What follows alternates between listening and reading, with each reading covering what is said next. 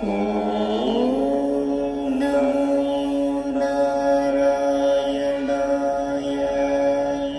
நமஸ்காரம். இன்னைக்கு ஸ்ரீமன் நாராயணியத்துல தசகம் 39 பார்க்க போறோம்.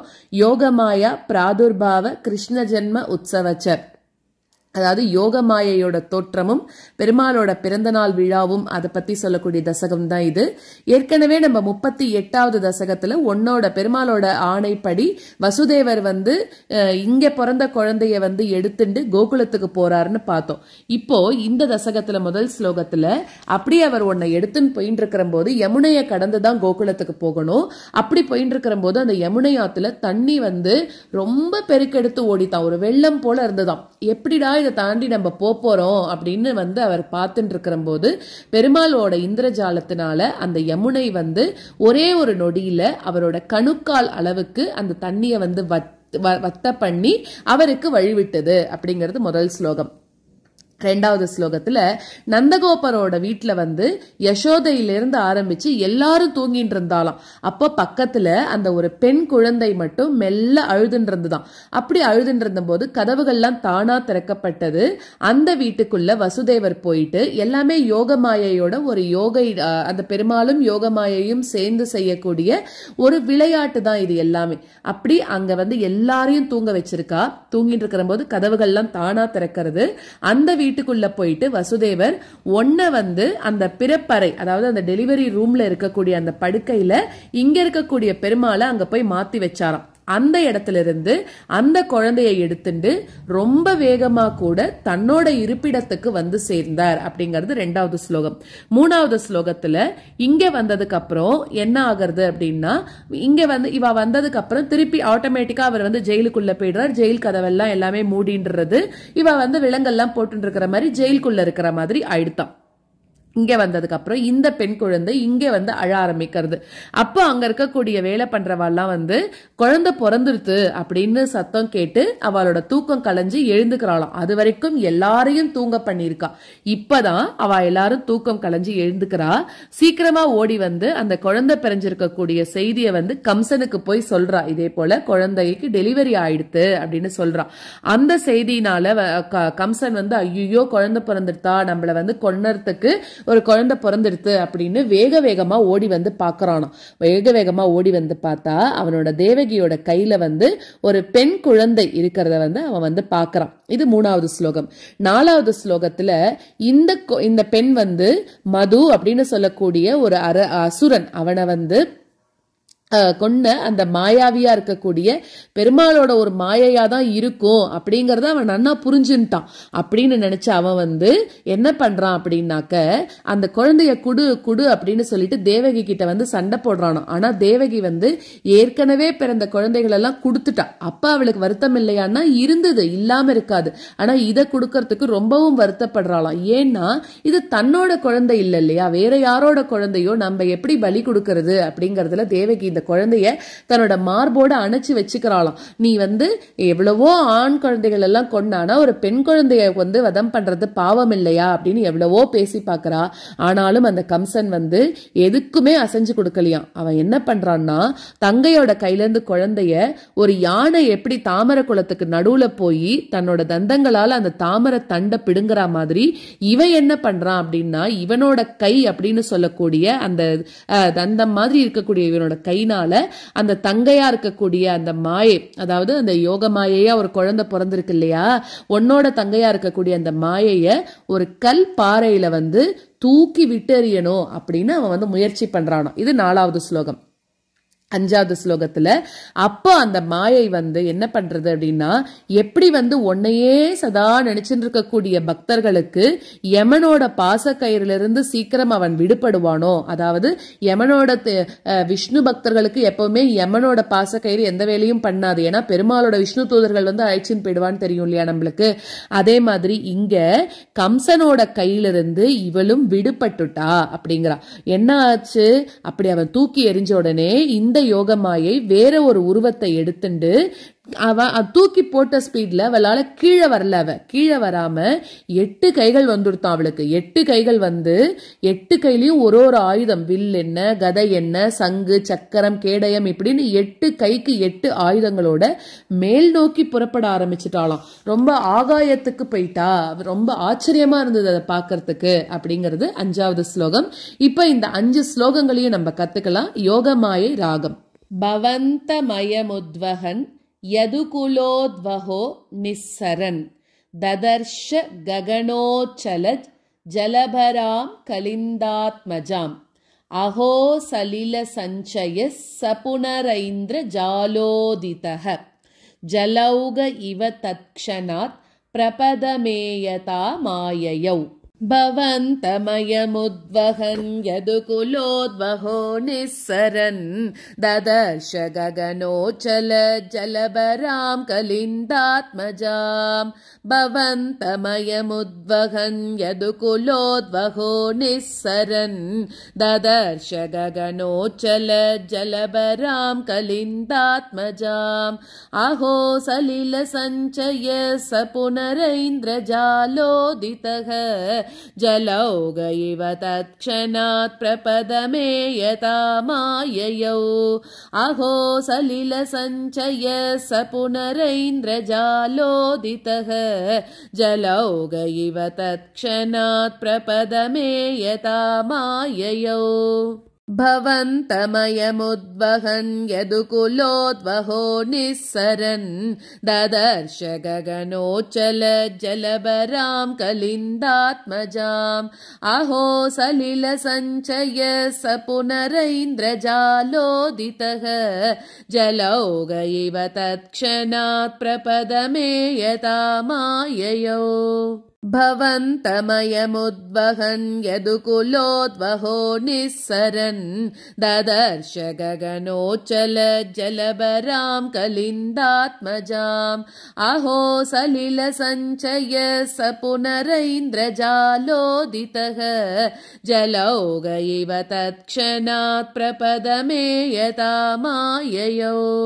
பிரசுப்த பசுபாலிகாம் நிப்ருதமாருதத் பாலிகாம் அபாவிருத கவாட்டிகாம் பசுபவாட்டிகாமாவிஷன் பவந்தமயமர்ப்பயன் பிரசவதல்பகே தத்பதாத் வஹன் கபட கன்யகாம் ஸ்வபுரமாகதோ வேகதஹ. பிரசுப்த பசுபாலிகாம் நிப்ருதமாருதத் பாலிகாம் அபாவிருத கவாட்டிகாம் பசுபவாட்டிகாமாவிஷன் பிரசுப்த பசுபாலிகாம் நிப்ருதமாருதத் பாலிகாம் அபாவிருத கவாட்டிகாம் பசுபவாட்டிகாமாவிஷன் பவந்தமயமர்ப்பயன் பிரசவதல்பகே தத்பதாத் வஹன் கபட கன்யகாம் ஸ்வபுரமாகதோ வேகதஹ. பவந்தமயமர்ப்பயன் பிரசவதல்பகே தத்பதாத் வஹன் கபட கன்யகாம் ஸ்வபுரமாகதோ வேகதஹ. பிரசுப்த பசுபாலிகாம் நிப்ருதமாருதத் பாலிகாம் அபாவிருத கவாட்டிகாம் பசுபவாட்டிகாமாவிஷன் பவந்தமயமர்ப்பயன் பிரசவதல்பகே தத்பதாத் வஹன் கபட கன்யகாம் ஸ்வபுரமாகதோ வேகதஹ. பிரசுப்த பசுபாலிகாம் நிப்ருதமாருதத் பாலிகாம் அபாவிருத கவாட்டிகாம் பசுபவாட்டிகாமாவிஷன் பவந்தமயமர்ப்பயன் பிரசவதல்பகே தத்பதாத் வஹன் கபட கன்யகாம் ஸ்வபுரமாகதோ வேகதஹ. ததஸ்த்வதனுஜாரவக்ஷபிதநித்ரவேகத்ரவத் பட்டோத்கரநிவேதித பிரசவவார்த்தையை வார்த்திமான் விமுக்தசிகுரோத்கரஸ்த்வரிதமாபதன் போஜராட் அதுஷ்ட இவ திருஷ்டவான் பகினிகா கரே கன்யகாம். ततस्त्वदनुजारव क्षपितनिद्रवेगद्रवत् भटोत्करनिवेदित प्रसववार्तयैवार्तिमान् ततस्त्वदनुजारव क्षपितनिद्रवेगद्रवत् भटोत्करनिवेदित प्रसववार्तयैवार्तिमान् विमुक्तचिकुरोत्कर स्वरितमापतन् भोजराट् अतुष्ट इव दृष्टवान् भगिनिकाकरे कन्यकाम् विमुक्तचिकुरोत्कर स्वरितमापतन् भोजराट् अतुष्ट इव दृष्टवान् भगिनिकाकरे कन्यकाम् ततस्त्वदनुजारव क्षपितनिद्रवेगद्रवत् भटोत्करनिवेदित प्रसववार्तयैवार्तिमान् विमुक्तचिकुरोत्कर स्वरितमापतन् भोजराट् अतुष्ट इव दृष्टवान् भगिनिकाकरे कन्यकाम् ततस्त्वदनुजारव क्षपितनिद्रवेगद्रवत् भटोत्करनिवेदित प्रसववार्तयैवार्तिमान् विमुक्तचिकुरोत्कर स्वरितमापतन् भोजराट् अतुष्ट इव दृष्टवान् भगिनिकाकरे कन्यकाम् ध्रुवं कपटशालिनो मधुहरस्य माया भवेत् असाविति किशोरिकां भगिनिका करालिङ्गिताम् द्विपो नलिनिकान्तरा दिवमृणालि कामाक्षिपन् अयं त्वदनुजामजाम् उपलपट्टके पिष्टवान् ध्रुवं कपटशालिनो मधुहरस्य माया भवेत् असाविति किशोरिकां भगिनिका करालिङ्गिताम् ध्रुवं कपटशालिनो मधुहरस्य माया भवेत् असाविति किशोरिकां भगिनिका करालिङ्गिताम् द्विपो नलिनिकान्तरा दिवमृणालिकामाक्षिपन् अयं त्वदनुजामजामुपलपट्टके पिष्टवान् द्विपो नलिनिकान्तरा दिवमृणालिकामाक्षिपन् अयं त्वदनुजामजामुपलपट्टके पिष्टवान् ध्रुवं कपटशालिनो मधुहरस्य माया भवेत् असाविति किशोरिकां भगिनिका करालिङ्गिताम् द्विपो नलिनिकान्तरा दिवमृणालिकामाक्षिपन् अयं त्वदनुजामजामुपलपट्टके पिष्टवान् ध्रुवं कपटशालिनो मधुहरस्य माया भवेत् असाविति किशोरिकां भगिनिका करालिङ्गिताम् द्विपो नलिनिकान्तरा दिवमृणालिकामाक्षिपन् अयं त्वदनुजामजामुपलपट्टके पिष्टवान् ततो भवदुपासको जडिति मृत्युपाशादिव प्रमुच्यतरसैव सा समधिरूढ रूपान्तरा अधस्तलमजग्मुषी विकसदष्टबाहुस्फुरन्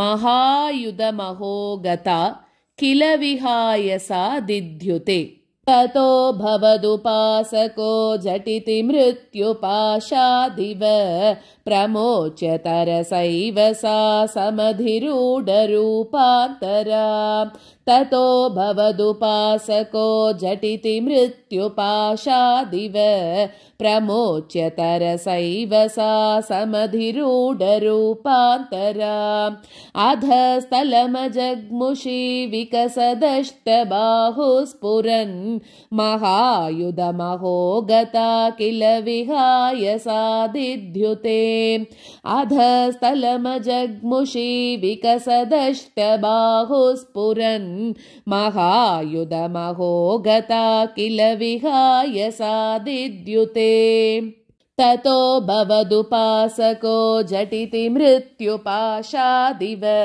प्रमोच्य तरसैव सा समधिरूढरूपान्तरा अधस्थलमजग्मुषी विकसदष्टबाहुस्फुरन् महायुधमहो गता किल विहाय सा दिद्युते ततो भवदुपासको झटिति मृत्युपाशादिव प्रमोच्य तरसैव सा समधिरूढरूपान्तरा अधस्थलमजग्मुषी विकसदष्टबाहुस्फुरन् महायुधमहो गता किल विहाय सा दिद्युते।